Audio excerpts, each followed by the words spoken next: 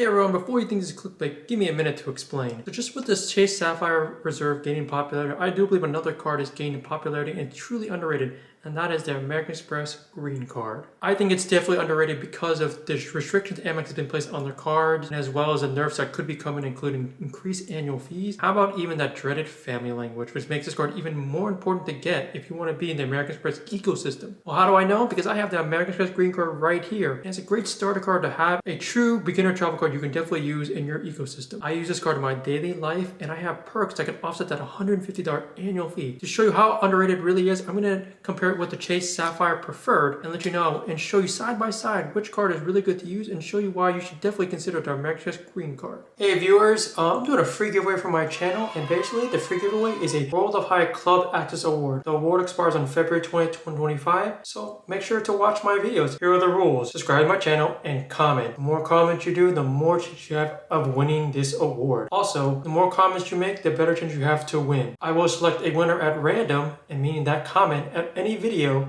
from now until the end of March will be the winner. I will also select 3 winners just in case the first one doesn't qualify, based on the qualification I've mentioned. The drawing will be done on the first week of April. Sorry, I want to add a little tidbit about this contest because of YouTube. I just want to say that YouTube is not sponsoring this free giveaway or content. Otherwise, let's get back to that regular content. Hey everyone, my name is Michael, and I have a travel channel dedicated to credit card and travel tips. If you like this kind of content and you think it's useful, be sure to subscribe and like this content going forward. Sign up bonuses, right?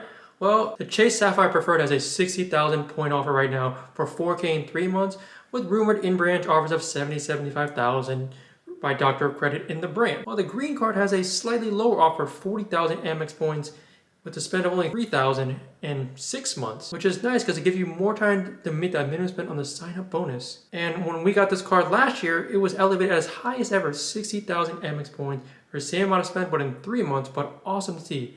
Will that happen again?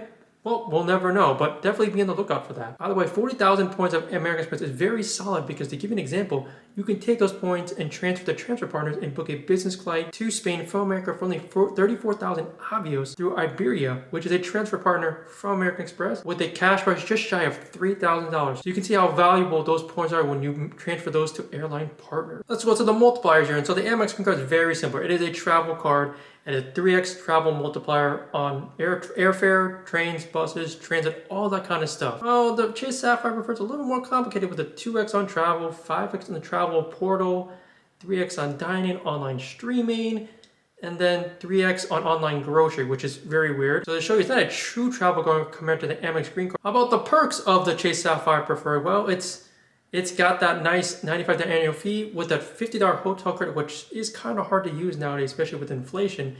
The cash out of 1.25 cents per point at the Chase Travel Portal is really nice.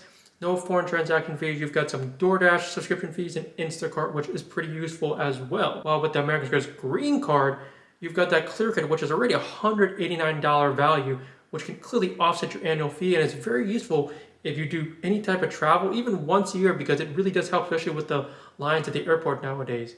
And of course, if anyone uses Lounge Buddy, it's also a great credit tool. I haven't used it personally. Reading on what it does, basically it gives you a lounge to an airport, and you just have to pay a fee. But the thing is, American can give you $100 annual. So if you don't have airline status, you want to get that Delta Sky Club or the United Club, Lounge Buddy will give you that access. You just set up a time day when you want to go, pay the fee, and then of course it comes to a statement credit through Amex. So do $100 annually to get to any airport lounge and you have no airline status. That's pretty awesome, don't you think? In regard for the amount that's being paid for trip delay insurance, the CSP covers $500, while the Amex Green Card covers to an amount of up to $300. And both of the cards notate a delay of at least 12 hours or more. For trip cancellation, the CSP covers this benefit only, not the Amex Green Card, and it goes up to $10,000 per person and the amount up to $20,000 per trip. So the Amex Green Card doesn't have baggage delay insurance, while the CSP does. And for the CSP, it has to be delayed for up to 6 hours, and you get reimbursed the amount of $100 for 5 days. While the Amex Green Card has baggage loss insurance,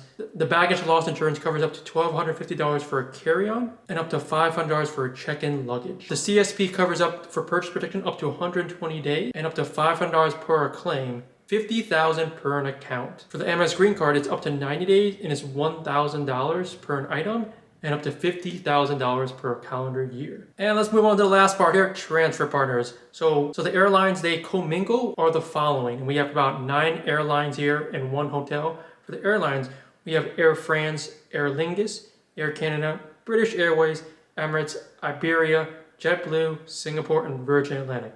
The one hotel they have in common is Marriott. In regard for advantages for the Chase ecosystem, you have Southwest and United, which are huge for domestic for Southwest, and United is all around for domestic and international. And of course, everyone knows with Chase, having access to Hyatt is great for the 2 cents per point value, and IHG, which can go you from high to low in regard for valuation for hotels domestically and internationally. As we move on to American Express and their transfer partners, they're very strong internationally with Asia, with ANA going to Japan, Cathay going internationally to Hong Kong, Etihad for exclusive first-class residence apartments bookings. And Hawaiian has access to West Coast partners and trips, and of course exclusively to Hawaii. And Qantas is definitely an airline you want to take to oceanic countries and destinations such as Australia and New Zealand. And lastly, Qatar just as an option if you want to spread your points and use it to Qatar Q Suites or use it between One World partners. And for hotels, they've got the advantage with Choice, which is more of a budget hotel, which points go from 8,000 points per night, or for Hilton, if you're a loyalist and you want to get those exclusive and luxurious stays and get high status with